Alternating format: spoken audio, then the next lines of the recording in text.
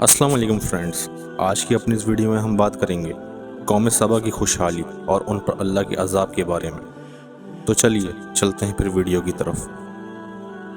قوم سبا کا علاقہ عرب کا جنوب مغربی علاقہ تھا اور آج کل یہی علاقہ یمن کا علاقہ کہلاتا ہے۔ سبا دراصل ایک شخص کا نام تھا جس کے 10 بیٹے تھے اور بعد میں یہی 10 قبیلے بن گئے۔ ان میں سے 4 بیٹے اپنے خاندان سمیت شام کی طرف منتقل ہو گئے۔ اس قوم کے عروج اور زوال کا زمانہ کئی صدیوں پر وابستہ ہے۔ ایک زمانہ تھا جب تہذیب و تمدن کے حوالے سے یہ قوم مشہور تھی۔ روم اور یونان کی تہذیبیں بھی ان کے آگے کچھ نہ تھیں۔ زراعت اور تجارت کے میدان میں یہ سب سے آگے تھے۔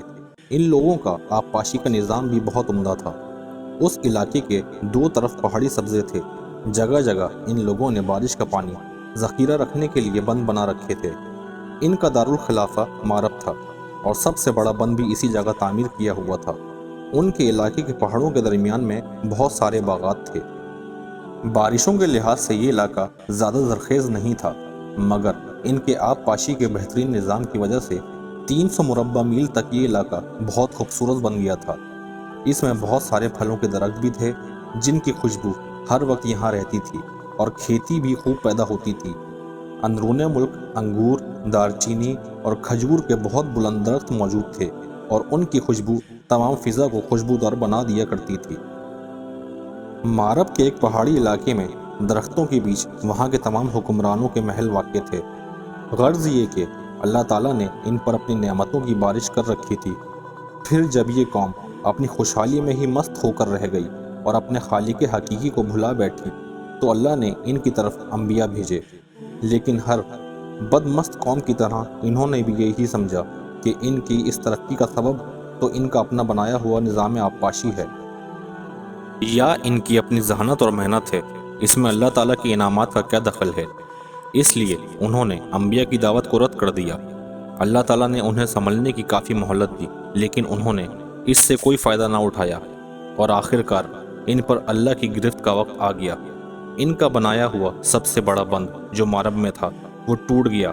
اوپر سے اللہ تعالیٰ نے بارش برسا دی، جس کی وجہ سے بند کے پانی میں اتنی شدت ہو گئی کہ اس سے باقی بند بھی ٹوٹتے چلے گئے اور سارا قابل کاشت علاقہ زیر آب آ گیا، جس سے فصلیں اور کھیتیاں سب برباد ہو گئیں۔ جب کچھ عرصے بعد زمین خشک ہوئی تو بالکل بنجر ہو چکی تھی، اور جہاں پہلے کھیت اور باغات ہوا کرتے تھے اب وہاں صرف جھاڑیاں، خاردار پودے اور اسی قسم کی دوسری چیزیں پیدا ہو گئیں جن کو اکھاڑے بغیر نئی فصل کا تصور بھی نہیں کیا جا سکتا تھا۔ اگر کچھ کھانے کی چیز وہاں ہوگی تو وہ بیری کے چند درخت تھے جس سے وہ لوگ کسی حد تک اپنا پیٹ بھر سکتے تھے۔ یہ تھا ان کا زرعی ترقی کا حشر جس پر وہ اس قدر پھولے ہوئے تھے اور اپنے خالق حقیقی کو بھلا بیٹھے تھے۔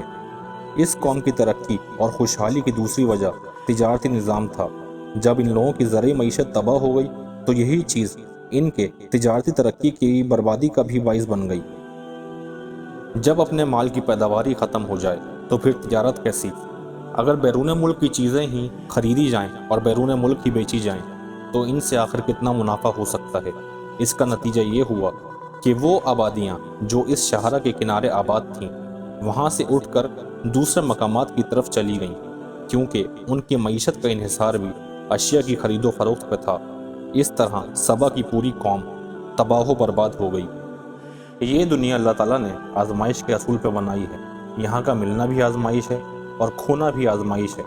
جب بھی کسی قوم پہ خوشحالی آتی ہے تو اس کے ساتھ وہاں کے لوگ مال و دولت کے نشے میں مست ہو جاتے ہیں۔ آرام طلبی، خدا کی یاد سے غفلت اور دنیا کو حقیقت سمجھ لینا، یہ وہ چند مراحل ہیں جو خوشحال قوم میں پائے جاتے ہیں۔ سب سے بڑھ کر یہ کہ لوگ خود کو عقل کل سمجھ لیتے ہیں۔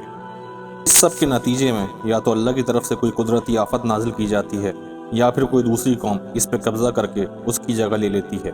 ناظرین، اللہ کا بندے کو نوازنا اور محروم کرنا دونوں ہی آزمائش کے طریقے ہیں۔ بندے کی ناشکری پر اللہ چاہے تو دنیا میں ہی حساب چکا دے یا آخرت میں، لیکن قوم کی اجتماعی ناشکری کا حساب دنیا میں ہی چکا دیا جاتا ہے۔ یا تو اس قوم کو ختم کر دیا جاتا ہے یا پھر کسی اور قوم کو اس پر مسلط کر دیا جاتا ہے۔ قوم سبا پر اللہ کا عذاب اس لیے آیا کیونکہ انہوں نے اللہ کی نعمتوں کی ناشکری کی تھی۔ اگر آپ کو میری یہ ویڈیو اچھی لگی تو اس کو لائک کریں اور چینل کو سبسکرائب کریں اور آگے بھی اپنے دوستوں کے اندر شیئر کریں۔